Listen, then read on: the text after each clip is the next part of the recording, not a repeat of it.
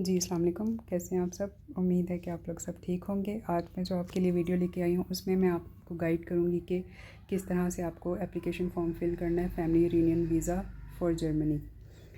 तो सबसे पहले आप ये एम्बेसी की वेबसाइट पर जाएंगे और जर्मन एम्बेसी इस्लामाबाद की वेबसाइट पर जाएंगे और वहाँ से आप लॉन्ग टर्म वीज़ा कैटेगरी के अंदर जाएंगे, जहाँ पर आपको एम्बेसी ने डॉक्यूमेंट्स की लिस्ट दी होगी और उस लिस्ट के अंदर ये एप्लीकेशन फ़ॉर्म होगा जिसको आपने डाउनलोड करना है। डाउनलोड करने के बाद आपने इसको फ़िल करना है और फिल किस तरह से करना है वो मैं आपको सारा डिटेल से बताऊँगी। और अगर आपको फिर भी कोई कन्फ्यूजन हो तो आप मुझे कमेंट कर सकते हैं और मैं आपको उसका आंसर कर दूँगी। तो अब हम चलते हैं अपने फॉर्म की तरफ। तो फॉर्म पे सबसे पहले तो ऊपर फ़ोटो का है, तो वहाँ पर आपने फ़ोटोज़ को अटैच स्टेपल नहीं करना, आपने उनको पेपर क्लिप के साथ अटैच करना है। आप एक आपकी अपनी पिक्चर होगी और एक आपके हस्बैंड की पिक्चर होगी। तो हाँ, उसके बाद फिर हमने पॉइंट नंबर 1 में आना है। वहाँ पे आपने अपना नेम लिखना है, फ़र्स्ट नेम और नेम जो है वो आप अपना मेंशन करेंगी। उसके बाद आपने अपना डेट ऑफ़ बर्थ, अपना प्लेस ऑफ बर्थ और फिर कंट्री ऑफ बर्थ देना है। उसके बाद आपने अपनी नेशनैलिटी देनी है जी। देन आपने नीचे अपना मैरिटल स्टेटस जो है वो बताना है कि आप मैरिड हैं और जो आपके निकाह की डेट है वो आपने यहाँ पर मेंशन करनी है। साथ में आपने अपना जो कह लें कि सेक्स है वो आपने बताना है कि आप फ़ीमेल हैं। देन आपने नीचे से टाइप ऑफ ट्रैवल डॉक्यूमेंट उसको चूज़ करना है, वो आपका पासपोर्ट है। और फिर आपने नीचे पासपोर्ट की डिटेल्स देनी है, पासपोर्ट का नंबर आपने देना है, पासपोर्ट आपको इशू जब हुआ था वो डेट और वैलिड कब तक है वो डेट आपने देनी है। और फिर आपने issued by government of Pakistan ये आपने वहाँ पर लिखना है। रेजिडेंस परमिट नंबर ये आपने इसको ब्लैंक छोड़ देना है कॉलम को, और जो वैलिड अंटिल है ये भी आपने ब्लैंक छोड़ना है क्योंकि ये जो जर्मनी के रेजिडेंट्स हैं उनके लिए है ये। तो हम पाकिस्तान में रहते हैं तो इसको हमने नहीं फिल करना। देन आपने उस अपना हाउस एड्रेस देना है। एड्रेस आपने वो मेंशन यहाँ पर करना है जहाँ पर आप चाह रहे हैं कि लॉयर वेरिफिकेशन आपकी हो, तो आपने वो देना है। आप आईडी कार्ड वाला भी एड्रेस दे सकते हैं, तो लॉयर आपको फ़ोन करके भी आपसे कंफर्म कर लेगा कि कहाँ पर हैं, लेकिन बेहतर यही है कि आप यहाँ पर एड्रेस वो दें जहाँ पर आप चाह रहे हैं कि लॉयर वेरिफिकेशन के लिए आए। देन पॉइंट नंबर 2 में आ जाते हैं। वहाँ पे अपने हस्बैंड की डिटेल्स देनी है, नेम, उनका date of birth, city, country और नेशनैलिटी। एंड देन जो प्लेस ऑफ रेजिडेंस है वो आपने जर्मनी के जिस भी सिटी में वो रह रहे हैं आपने वो यहाँ पर मेंशन करना है। देन पॉइंट नंबर 3 पर आ जाते हैं। तो यहाँ पर उन्होंने बच्चों के बारे में पूछा। अगर आपके बच्चे हैं तो आपने उनकी यहाँ पर डिटेल सारी देनी है, नेम, फर्स्ट नेम और उनका सेक्स बताना है और फिर डेट ऑफ बर्थ और प्लेस और नेशनैलिटी और जहाँ पर वो अभी करंट रह रहे हैं वो वाला आपने मेंशन करना है, सिटी।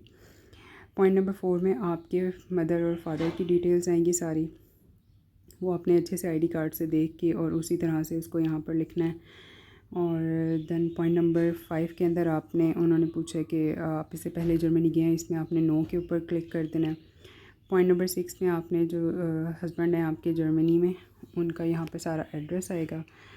और उसके बाद नीचे आपने अपार्टमेंट विद, अगर आपका 2 रूम्स है तो आपने वहाँ पर 2 लिख देना है, 3 रूम्स है अपार्टमेंट है तो 3 लिख देना है आपने। और 7 पॉइंट के अंदर आपने 9 पे क्लिक कर देना है।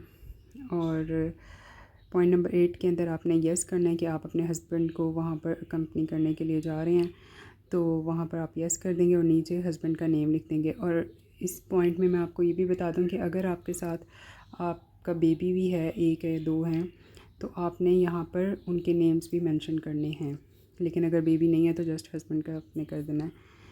पॉइंट नंबर 9 में आ जाते हैं। तो वहाँ पर आपने फैमिली रीयूनियन इसको आपने करना है क्लिक। और पॉइंट नंबर 10 के अंदर भी आपने अपने हस्बैंड की डिटेल्स देनी है, जर्मनी वाली सारी। यहाँ पे उनका हाउस नंबर, स्ट्रीट नंबर आ जाएगा, पोस्ट कोड आ जाएगा, प्लेस आएगी, फिर उनका फ़ोन नंबर और फिर ईमेल एड्रेस आ जाएगा। पॉइंट नंबर 11 के अंदर आपने, अगर तो आप कोई जॉब कर रहे हैं तो आपने अपना वो प्रोफेशन बता देना है, और अगर आप कोई जॉब नहीं कर रहे हैं तो आपने यहाँ पे जस्ट नन लिख देना है। पॉइंट नंबर 12 के अंदर उन्होंने पूछा कि आप कौन सी इंटेंडेड डेट्स चाह रहे हैं जर्मनी में जाने की, तो वो फिर आपने यहाँ पर कोई भी दे देनी है रफली, आपके माइंड में जो भी डेट आ रही है, जिस आपके अपॉइंटमेंट के बाद के आप 2 महीने जो गुज़र जाएं तो उसकी डेट आप यहाँ पर दे दें। इसका एम्बेसी उस डेट पे आपको इशू तो नहीं करती है, लेकिन वो जस्ट एक उन्होंने वैसे ही मांगी होती है डेट, वो आपने दे देनी है। और बेस 2 के अंदर आपने अनलिमिटेड लिख देना है। पॉइंट नंबर 13 में आपने उन्होंने सोर्स ऑफ इनकम पूछा है, तो वो सैलरी है आपका, तो यहाँ पर सैलरी आ जाएगा 13 में। और इसके नीचे जो उन्होंने लिखा है do you have health insurance, तो आपने यहाँ पे येस कर देना है। और अगर अब आपके स्पाउस के पास जर्मनी में हेल्थ इंश्योरेंस नहीं है तो फिर आपने नो के अंदर क्लिक कर देना है। पॉइंट नंबर 14 में उन्होंने पूछा कि आपको कभी जर्मनी से निकाला गया, तो वहाँ पे भी आपने नो कर देना है। पॉइंट नंबर 15 के अंदर भी आपने नो लिखना है। पॉइंट नंबर 16 में भी आपने नो लिख देना है। और फिर नीचे आपने डेट और सिटी लिख देना है। डेट आप कोई भी लिख सकते हैं, आपकी जो अपॉइंटमेंट डेट है आप वो भी लिख सकते हैं, और साथ में आप सिटी इस्लामाबाद भी लिख सकते हैं। और दूसरी तरफ आपने अपने सिग्नेचर्स कर देने हैं। और फिर ये इन्फॉर्मेशन प्रोवाइडेड बाय एप्लीकेंट्स, इसमें भी आपने अपना सिटी लिख देना है। आप बेशक इस्लामाबाद का ही लिखते हैं, इस्लामाबाद, और जो अपॉइंटमेंट डेट है वो आप यहाँ पर लिखते हैं और अपने सिग्नेचर्स कर दें। तो इस तरह से ये आपका सारा फॉर्म जो है ये फ़िल हो जाएगा, और आपने इस तरह से इसको सबमिट करवाना है। और इसके आपने 3 सेट बनाने हैं, और एम्बेसी में देने के लिए 3 सेट चाहिए होते हैं ओरिजिनल के अलावा। तो चलें, इसके साथ ही मैं अपनी वीडियो को एंड करती हूँ। और अगर आपको कोई समझ नहीं आती है बात, आप उनसे पूछ लीजिएगा। Thank you so much. अल्लाह हाफ़िज़।